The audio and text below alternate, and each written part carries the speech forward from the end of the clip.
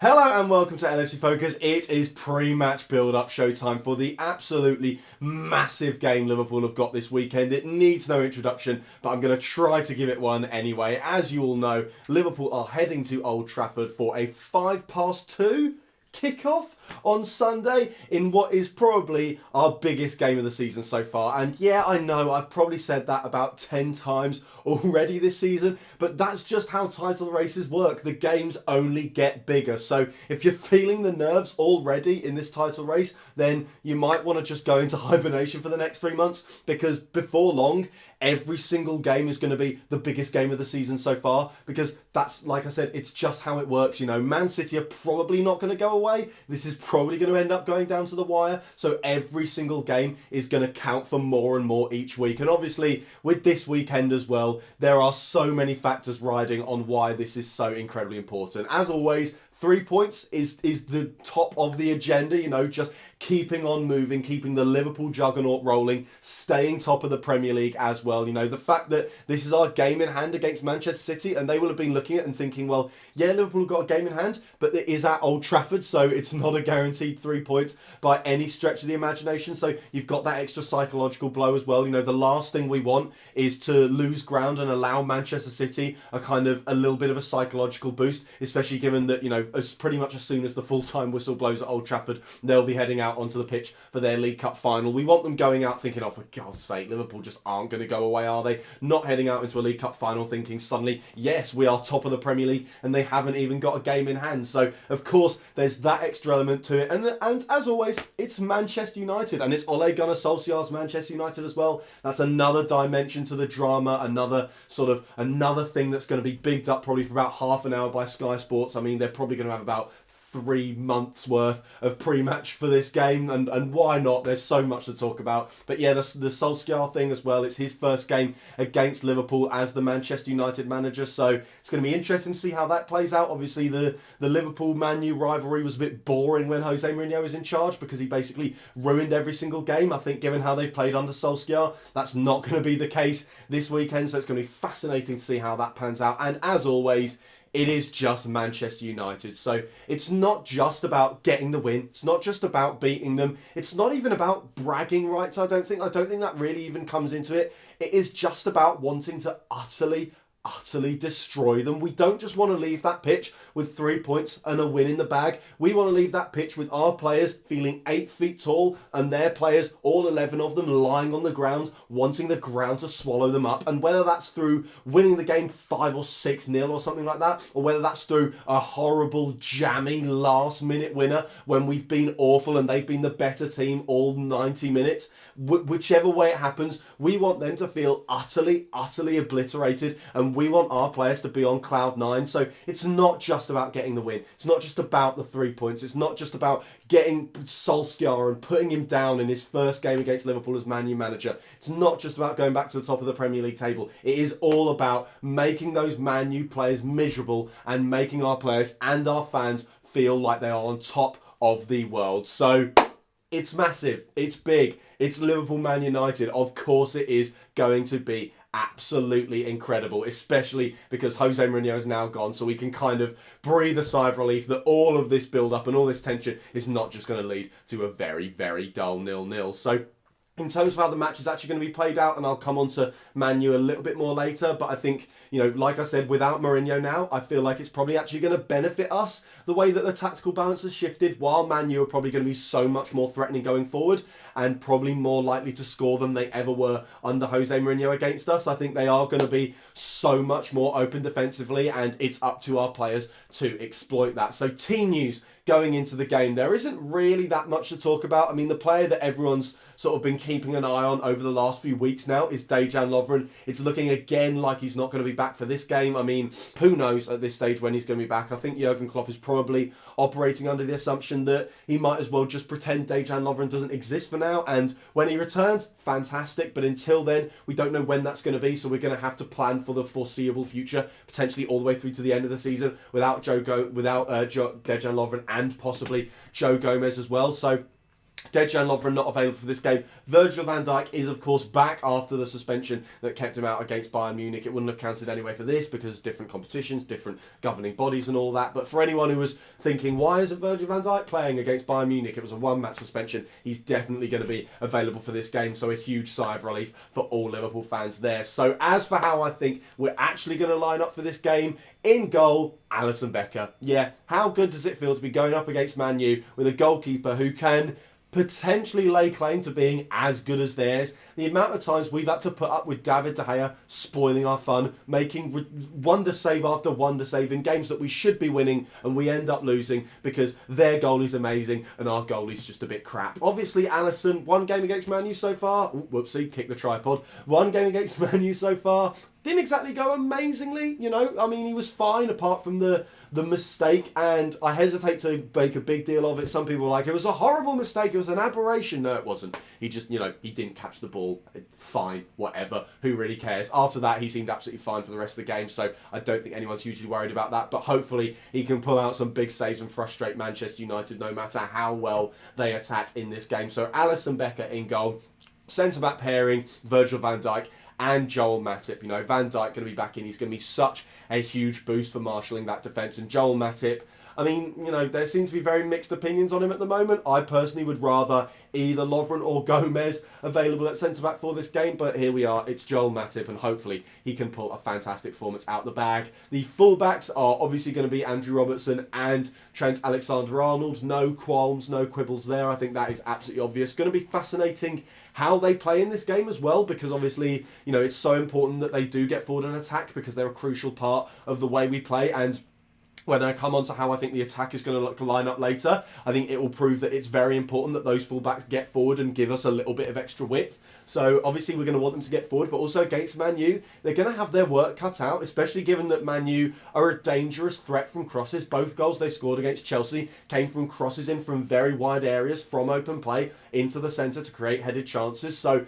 they've got to be careful, and it's going to be really interesting to see, especially Trent Alexander-Arnold, of course, who last time out at Old Trafford had a very difficult game. It's going to be interesting to see how those fullbacks fare. So onto the midfield, I think we go with the 4-3-3. Obviously, we used the 4-2-3-1 against them at Anfield, but I think because that was obviously, it was at home, it was against the Mourinho side as well, it was obviously a very different dynamic. This time around against Solskjaer's United, I think the 3 is the way to go. Now, it worked pretty well against Bayern Munich. I think we can all agree the midfield was the best part of the Liverpool performance, and also against Bournemouth, we went with the 4-3-3 again in that game, and it worked fantastically. You know, the midfield all knew their roles and executed them to absolute perfection. So I think we go with the 3. Really interesting to see who plays. I think we go with the number 6, the furthest back midfielder will probably be Jordan Henderson, and then ahead of him I've gone with Fabinho and Gini Wijnaldum. Now, I feel really, really harsh for leaving Keita out, and I think it's perfectly possible that Keita does play this game, but all 3 of those midfielders, Fabinho, Henderson and Gini Wijnaldum, are all in fantastic form at the moment, so I'd feel harsh leaving them out as well. You know, I think it'll be interesting if both Henderson and Fabinho play, which one plays in the number 6 and which one plays a little bit further forward. I've gone with Fabinho further forward because when he has played as the lone defensive midfielder, he's looked slightly iffy in comparison to when he's played in a double pivot. You know, I think there was something on the Anfield Wrap where someone who worked as like a coach at Liverpool, I think it might have been Pep Linders, essentially said that the reason they switched to the 4-2-3-1 was because of Fabinho, because that was the formation that suited him best. So it scans that we wouldn't really want to play him in the number 6 if we filled our formation entirely to fit him into a position which isn't that.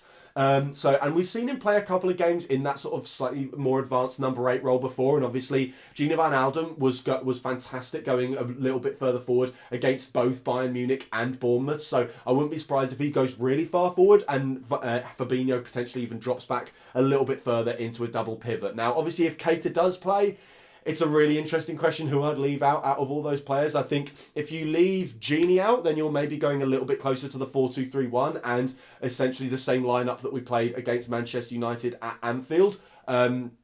Aside from, who would be missing? I'm not entirely sure. But anyway, it would be a very, very similar lineup. Oh, Henderson would be the one who would come in.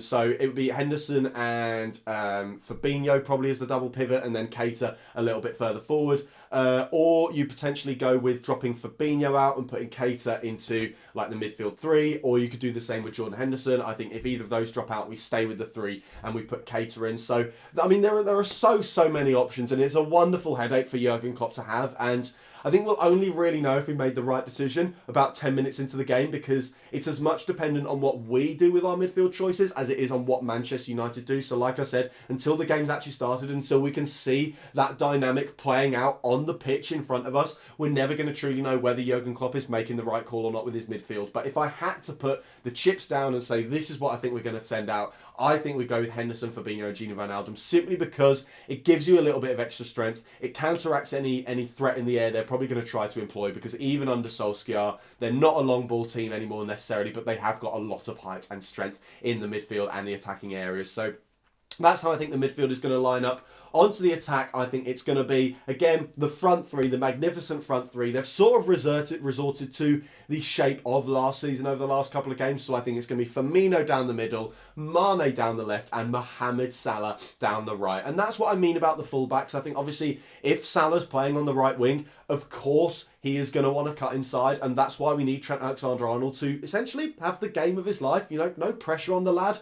But he's going to have to be brilliant, because defensively he's going to have to be a rock, but he's also going to have to give us a lot going forward. And it's possible that if Jurgen Klopp wants to be a little bit radical, maybe, or just go with the formation that worked against United at Anfield, we could play Mane on that right-hand side, Keita down the left in a 4-2-3-1. That would allow Trent to maybe, you know, give him a bit of license to hang back a little bit more if he's feeling a little bit under pressure. Again, it's the kind of thing we're just not going to know whether we've got it right until right at the start of the game when it kicks off and we see how the dynamic plays out. And the fortunate thing is, we've got a lot of players in this side who can play multiple positions. You know, if we have this lineup as the 4-3-3 and it looks like Trent is going to have to hang back and we're going to need someone else to provide width on that right-hand side, then we simply go to the double pivot with Hendo and Fabinho. We put Gini out on the left of the 4-2-3-1 attacking zone, like he was against Manchester City at the Etihad. Then move Mane out to the right, Firmino into the hole, and Salah into centre forward. So we've got options.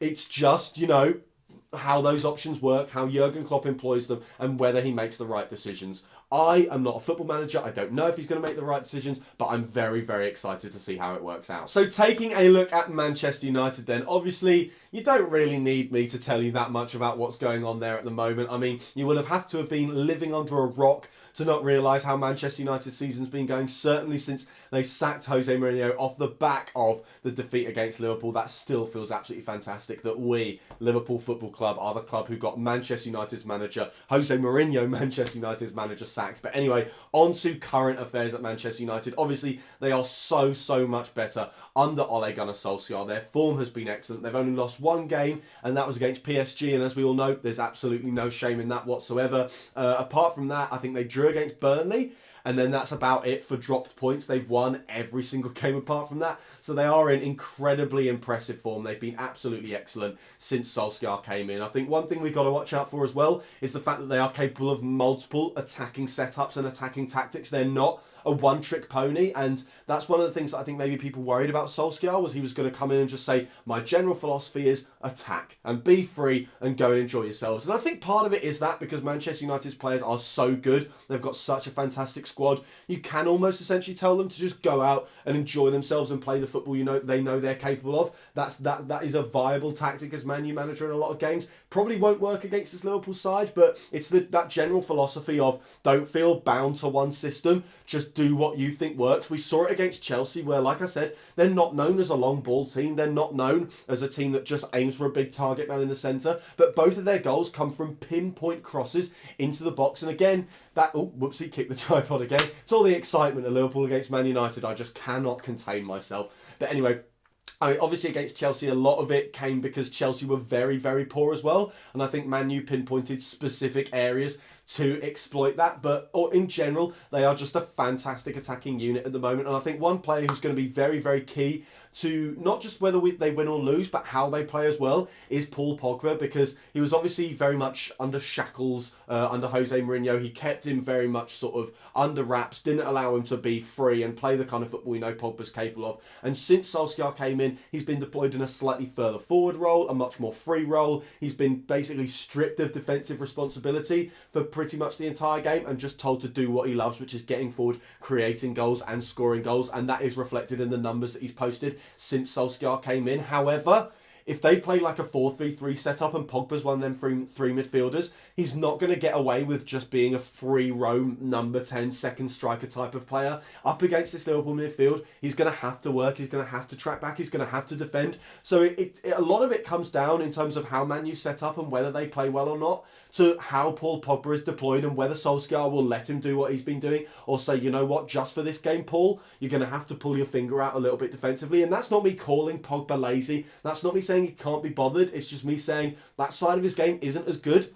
And normally it makes sense for a manager to therefore deploy him further forward and just let him do what he wants. So again, it's one of them things where by the time we get 15 minutes into the game, we're going to know so much more about how this is going to pan out. But until then, there's an awful lot of guesswork involved. I'm sorry that my punditry, if you're expecting better punditry, then sorry. But at the end of the day, no one really knows. That is the nature of football. But something we do know a little bit about is the team news that Manchester United have got going into this game. And it's been interesting because obviously Lingard and Martial sustained injuries against PSG. And for a while, it looked like there was no chance whatsoever of them playing in this game. There was even talk of them missing out in the Manchester derby. But since then, they have come back into training. It sounds like they're very, very close. Solskjaer, I think, said that he's optimistic that they're going to be fit. So whether or not they're at 100%, I think one thing we saw that was very interesting against Bayern Munich was how Kingsley Coman played, because there was all this talk about him being injured and then he wasn't injured and then he was fine and then he came into the starting 11, but he didn't really look himself, because I think the problem is,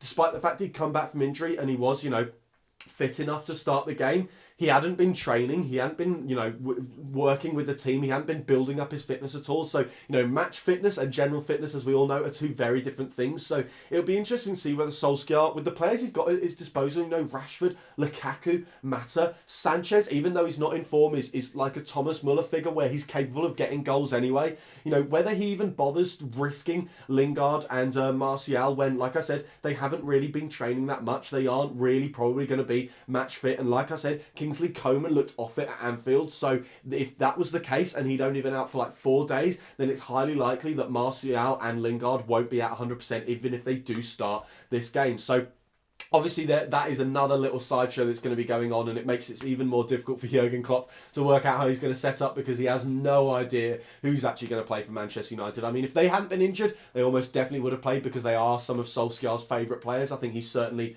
has pinpointed the players that he likes to implement his system at Old Trafford. In terms of the attack, definitely that is the case. In terms of the defence, however, maybe less so. I think it's an ongoing sideshow at Man United this season. It was under Mourinho, it still is under Solskjaer, that their defence is a little bit unsettled. I think Solskjaer himself still hasn't really worked out what their best defence is. So, that's obviously a huge bonus for Liverpool. I think it's been sort of glossed over by how good their attack has been, that they've kind of got away with conceding 1 or 2 goals every single game, even when it's like against lower league opposition and stuff like that. But obviously against Liverpool, we are a much better attacking side, and I think we will get chances in this game. That is almost a given, with the way they attack, with the way they commit so many players forward, and they love to get forward and be free-flowing and stuff like that. And the fact that their defence has been very, very unstable all the way through this season, and that hasn't changed at all, really, under Ole Gunnar Solskjaer. I think we will almost definitely get chances. It's just a matter of whether we finish them or not. And normally I wouldn't say that. I'd be like, yes, Mane, Firmino, Salah, of course they're going to finish their chances. But after the little horror show against Bayern Munich, where we had, 13 shots and only 1 on target, I think that's one thing that will be a very, very big thing for Liverpool going into this game, is whether or not we can actually take their chances. And of course, we're up against super goalie himself, David De Gea, who will almost definitely pull out one of the best performances of his career once again, because he always does that against us. So it's going to be an amazing game. It's going to be open. There's going to be chances at either end. There's going to be, sideshows going on all over the pitch. There's going to be miniature narratives and subplots every which way you look. It is going to be fantastic. Hopefully, it's going to be a Liverpool win. Like I said at the top of the video. I want it to be a Liverpool battering as well for us to return to the top of the Premier League, pile more pressure on Manchester City and continue our march towards hopefully a 19th Premier League title. So that is all for today's video. Thank you guys very, very much for watching. If you did enjoy this video, as always, hit that like button down there, hit that subscribe button there if you're new around here. Check out some of the other videos that have been out on the channel over the past few days as well. Don't forget to follow at Ellipse Focus TV on Twitter, and I'll be back on Sunday afternoon after we've hopefully battered Manchester United. Until then, bye for now.